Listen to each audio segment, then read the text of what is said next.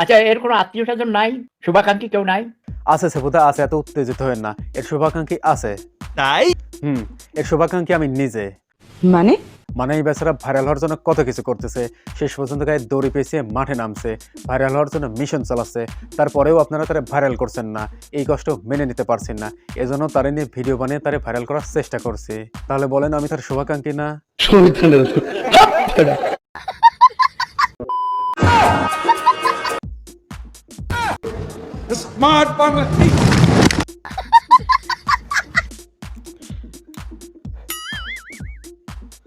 মানে মঞ্চ ভেঙে পড়ে গেছিলাম আর কি। যাই হোক, সেটা কোনো ব্যাপার না। কথা হচ্ছে, একবার ভাবুন তো, একটা মানুষের তার ঠিক কত ডিগ্রি অ্যাঙ্গেলে ছেড়লে খালি গায়ে হাফ প্যান্ট পরে সারা গায়ে দড়ি জড়িয়ে পাবলিক প্লেসে এভাবে ঘুরে বেড়ায়। ঠিক বলেছো। ভাই, তোর ভাইরাল হওয়া যখন এতই নেশা, তুই ভালো কোনো ভিডিও বানা, সেটা শিক্ষণীয় বা বিনোদনমূলক যে কোনো প্রকারই হতে পারে। এমন অনেক চ্যানেল আছে যারা মানসম্মত শিক্ষণীয় বা বিনোদনমূলক ভিডিও ছেড়ে নিজেকে এবং চ্যানেলকে ভাইরাল করছে। তেমন কিছু কর রে ভাই, আর কিছু না অন্তত মানুষের ভালোবাসা পাবি।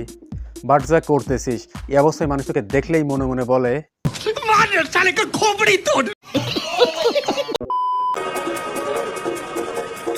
এই যে দেখেন, ছোট ছোট পোলাপান তারা এই অবস্থায় দেখে মজা নিচ্ছে। তারা ভাবছে, কিরে ভাই, মেন্টালের সিকিউরিটি গার্ডের সব লোক কি ছুটে দেখেছে নাকি, এ বের হলো কেমনে?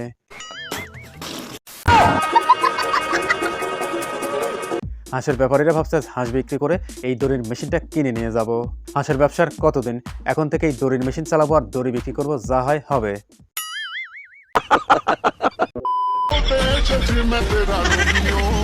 কিরে ভাই, তুই কি লজ্জা শরমের মাথা একদম খেয়ে ফেলছিস নাকি? বাজারের মধ্যে পোশাক পরিচ্ছদ বাদ দিয়ে এরকম দড়ি পরে ঘুরতেছিস, লোকজন দেখে একদম হা করে তাকিয়ে আছে, মুখের মধ্যে মশা মাছি চলে যাচ্ছে, তাও তাদের হুঁশ ফিরছে না। ফিরবেই বা কেমন করে? এমন দড়ি বাবা তো তারা আর জীবনে দেখে নাই। বলেন কি? ঠিকই বলছি, জনগণ জীবনে অনেক বাবা দেখছে, কিন্তু এমন দড়ি বাবা দেখে নেই, যারা দড়ি পরে রাস্তা রাস্তায় ঘুরে বেড়ায়। बहुत तेज हो रहा है। হ্যাঁ ভাই, অনেক তেজ হয়েছে, যার কারণে দড়ি দিয়ে সারা শরীর বেঁধে রাস্তা রাস্তায় ঘুরে বেড়াচ্ছে, কারণ সে নিজেকে কন্ট্রোল করতে পারছে না। অনুগ্রহপূর্বক আপনারা তার থেকে নিরাপদ দূরত্ব বজায় রাখুন।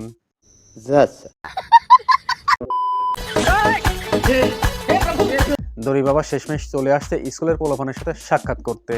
সে তাদের বলছে পড়াশোনা করে লাভ নেই, তার সে সারা গায়ে দড়ি পেয়েছে, কিভাবে ভণ্ডামি করা যায় তাই শোন। ভাই বলছি কি, এসব ছাগলামি বাদ দেন, এগুলো মানুষ ভালো চোখে দেখে না, দেখবেই বা কেমন, এগুলো দেখতে দৃষ্টিকটু লাগে, কারণ একজন ভালো সুস্থ সবল সুশীল রুচিশীল মানুষ কখনো এসব করতে পারে না। আপনি নিজেই একবার গভীরভাবে ভেবে দেখুন, এসব করা ঠিক হচ্ছে কিনা বা এসব করা উচিত কিনা। নিঃসন্দেহে তুই ঠিক কথা বলেছিস। তাই এখনো সময় আছে, নিজেকে সংশোধন করুন এবং দেশের জাতিকে ভালো কিছু উপহার দিন, ভালো কাজ করুন।